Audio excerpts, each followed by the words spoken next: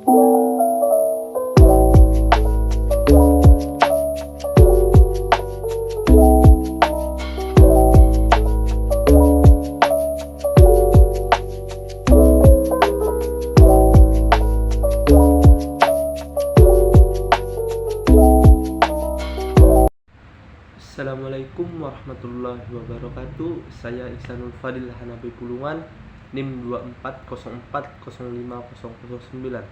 Baiklah, pada kali ini saya akan membahas tentang filsafat klasik, yang dimana subbabnya ini adalah tentang Yunani, Helenistik, dan hingga Romawi. Baiklah, jadi yang pertama-tama, pernahkah kita memikirkan dari mana asal ilmu pengetahuan yang kita pelajari sekarang ini?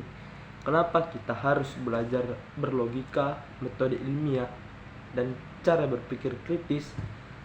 Semua itu bukan muncul begitu saja, tetapi punya akar sejarah yang dalam pada masa lalu. Jadi pada kesempatan kali ini saya akan membahas warisan dari zaman-zaman ini yang sangat penting, yaitu pada zaman filsafat Yunani klasik, era Helenistik, dan Romawi. Dan tenang saja, semuanya ini akan kita sampaikan dengan bahasa yang mungkin mudah dipahami dan mudah tersampaikan kepada kalian dan kepada saya sendiri juga. Jadi yang pertama di sini adalah filsafat Yunani klasik. Kita mulai dari Yunani kuno. Filsafat lahir dikarenakan manusia mulai meninggalkan mitos dan mulai berpikir dengan akal. Jadi yang pertama ini membahas tentang prasokratik. Di sini tokoh yang bernama Thales berkata segalanya berasal dari air. Animaxandros menyebutkan apeiron alias zat tidak terbatas. Dan tokoh Herakleitos terkenal dengan segala yang mengalir, sedangkan Parmenides justru mengatakan yang berubah itu ilusi. Lalu ada Demokritos yang berkata juga tentang atom, partikel kecil yang tak terlihat konsep yang sekarang jadi dasar fisika. Mereka ini adalah pencetus awal dari ilmu pengetahuan alam, atomisme, dasar fisika, dan konsep perubahan yang lainnya. Yang kedua ada tokoh Socrates.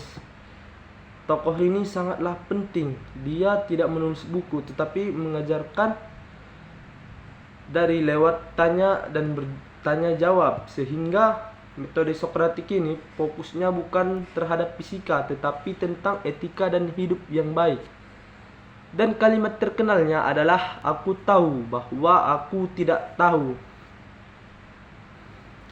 Jadi dari metodenya ini terjadilah dasar dari pendidikan, debat ilmiah, dan filosofi moral pada hari ini. Yang ketiga adalah Plato. Plato di sini adalah muridnya Socrates. Dia banyak menggagas dari dunia ide, yang dimana segala yang sempurna itu bukan di dunia nyata, tapi di alam ide. Dia juga membuat akademi cikal bakal universitas, sehingga bukunya ini terkenal, yang bernama Republik, yang membahas tentang keadilan, pendidikan, dan negara ideal. Yang keempat ada Aristoteles.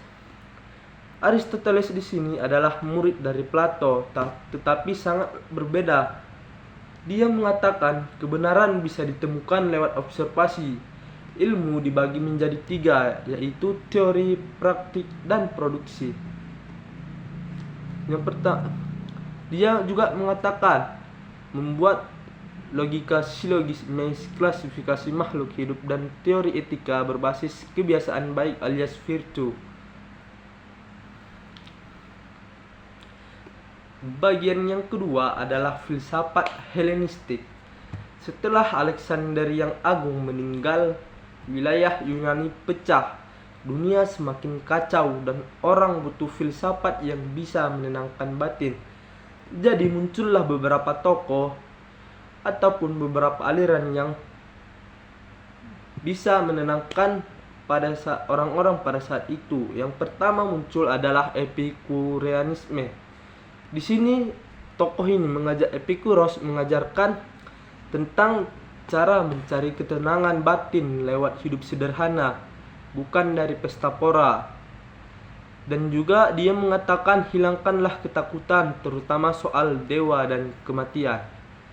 Jadi dasar teori ini menjadi bukti bahwa kebahagiaan modern dan humanisme sekuler saat ini terbukti. Yang kedua, Stoikisme. Zeno, Seneca, dan Epictetus, dan Marcus Aurelius. Mereka ini beberapa tokoh mengajarkan kita untuk fokus pada apa yang bisa kita kendalikan dan ikhlas terhadap takdir yang tidak bisa kita kendalikan. Yang ketiga, skeptisme dan neoplatisme awal. Tokoh skeptisisme mengatakan jangan buru-buru percaya pada apapun.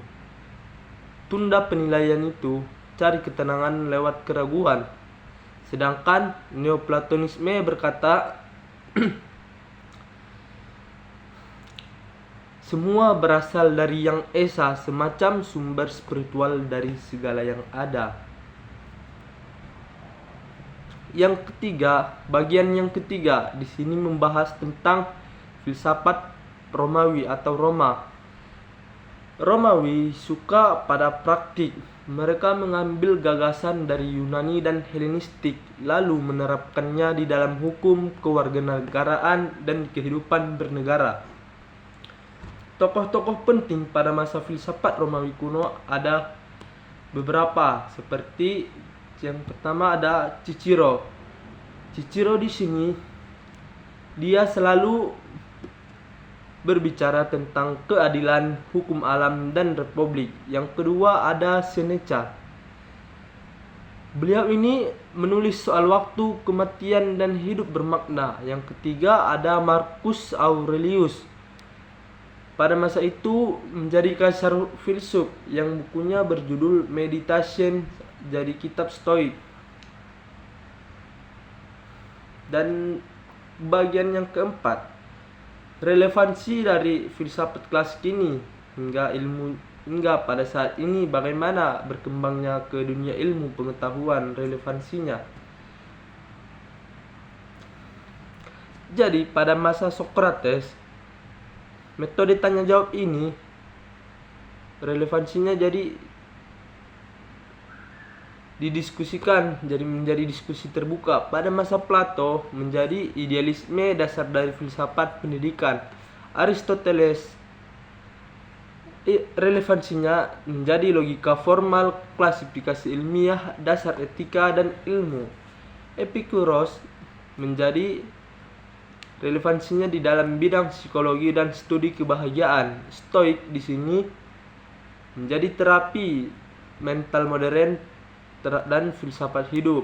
Skeptisme menjadi metode ilmiah berbasis keraguan yang terkontrol. Dan pada Romawi, sistem hukum dan moralitas negara telah ditetapkan. Sehingga intinya ini semua ilmu yang kita pakai hari ini, mulai dari sains, etika, hukum, psikologi, dan teknologi, itu semua dibentuk dari warisan para filsuf klasik itu. Jadi kesimpulannya, filsafat klasik itu bukan hanya sejarah tua yang berdebu, tetapi fondasi yang membuat kita bisa belajar, berpikir, dan berkembang pada hari ini.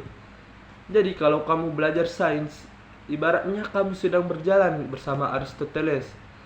Dan bila kamu merenung tentang kehidupan, maka kamu sedang bersama Socrates. Dan kalau kamu melatih dirimu di dalam ketenangan, kamu sedang berlatih bersama Stoik. Mungkin hanya itu saja yang bisa saya sampaikan. Kurang lebihnya saya mohon maaf. Wabillahi taufiq wal hidayah. Assalamualaikum warahmatullahi wabarakatuh.